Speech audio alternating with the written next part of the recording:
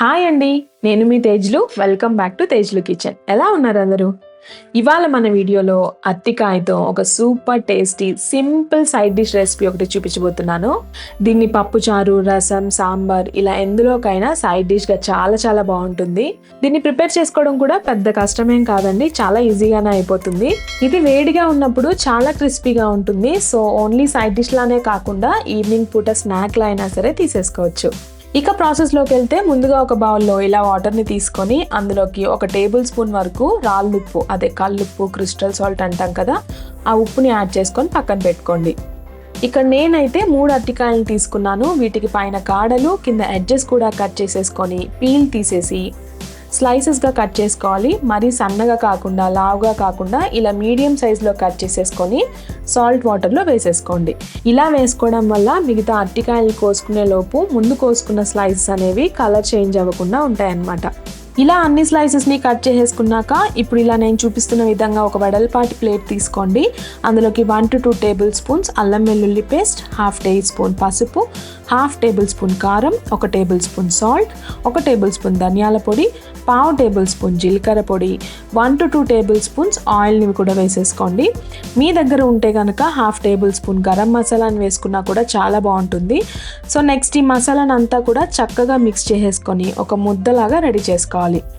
ఇలా కలుపుకునేటప్పుడు సపోజ్ మీకు ఇది మసాలా ముద్దలా కాకుండా పొడి పొడిగా అనిపిస్తే కాస్త ఆయిల్ని యాడ్ చేసుకొని ఇక్కడ నేను చూపిస్తున్నట్టు ముద్దలా రెడీ చేసుకోండి. నెక్స్ట్ ఇప్పుడు మనం అరటికాయల్ని సాల్ట్ వాటర్లోంచి బయటికి తీసేసి ఇలా ఈ ప్లేట్లో వేసుకొని మనం కలుపుకున్న మసాలా పేస్ట్ని ప్రతి స్లైస్కి ఇలా చక్కగా కోట్ చేసుకోవాలన్నమాట.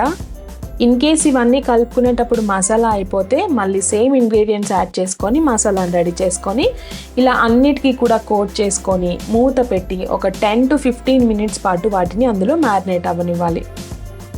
10-15 మినిట్స్ తర్వాత ఇలా ఒక వెడల్పాటి ప్యాన్ తీసుకోండి. మనం ఫ్రై చేసుకోవడానికి ఇలాంటి ప్యాన్ అయితే బాగుంటుంది. ఇందులోకి ఒక 3 to 4 టేబుల్ స్పూన్స్ ఆయిల్ని హీట్ చేసుకొని ఆయిల్ కాస్త హీట్ అయ్యాక ఇక్కడ నేను చూపిస్తున్న విధంగా అన్ని ఎడ్జెస్కి కూడా ఇలా స్ప్రెడ్ చేసుకోవాలి. నెక్స్ట్ ఇప్పుడు మంటని మీడియం ఫ్లేమ్కి అడ్జస్ట్ చేసి ఇక్కడ నేను చూపిస్తున్నట్టుగా ఒకదానిపై ఒకటి కాకుండా ఇలా విడివిడిగా ప్యాన్ అంచుల చుట్టూ వచ్చేలా అన్నిటినీ కూడా అరేంజ్ చేసుకోవాలి. ఇప్పుడు వీటిని 5 మినిట్స్ పాటు మీడియం ఫ్లేమ్లోనే ఒక సైడ్ అంతా ఫ్రై అవ్వనివ్వాలి. ఎడ్జెస్లో ఉండేవి డ్రై అయిపోకుండా మధ్యలో ఇలా ఆయిల్ని స్ప్రెడ్ చేసుకుంటూ 5 మినిట్స్ పాటు వీటిని ఫ్రై చేసుకోండి.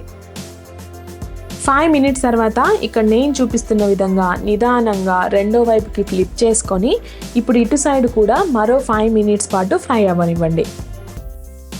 రెండు వైపులా కూడా 5 మినిట్స్ ఫ్రై అయిపోయాక ఇక్కడ నేను చూపిస్తున్న విధంగా అన్నిటినీ కూడా మిక్స్ చేసేసుకొని 2-3 మినిట్స్ పాటు హై ఫ్లేమ్లో టాస్ చేసుకున్నట్టు ఫ్రై చేసుకుంటే ఇవి చాలా క్రిస్పీగా రెడీ అయిపోతాయి. ఇప్పుడు వీటిని ప్లేట్లోకి ట్రాన్స్ఫర్ చేసేసుకొని సర్వ్ చేసేసుకోవడమే. ఇలానే మిగతా వాటిని కూడా రెండోసారి ఫ్రై చేసేసుకుంటే చాలా టేస్టీ అయిన banana chips or banana fry అనేది రెడీ అయిపోతుంది. అండ్ వీటిని నేను పప్పుచారులోకి అయితే చేశాను. అండ్ నా స్టైల్లో మీరు పప్పుచారుని ఎలా చేసుకోవాలో చూడాలంటే ఆ వీడియో లింక్ అయితే నేను డిస్క్రిప్షన్లో ప్రొవైడ్ చేస్తాను, చెక్ చేయండి. అలాగే వీడియో కనుక నచ్చినట్టయితే ఒక లైక్ ఇచ్చి మీ ఫ్రెండ్స్ అండ్ రిలేటివ్స్ కి షేర్ చేయడంతో పాటు మన తేజ్లు కిచెన్ ఛానల్ ని సబ్స్క్రైబ్ చేసుకోండి. మరో మంచి రెసిపీతో మళ్ళీ కలుద్దాం.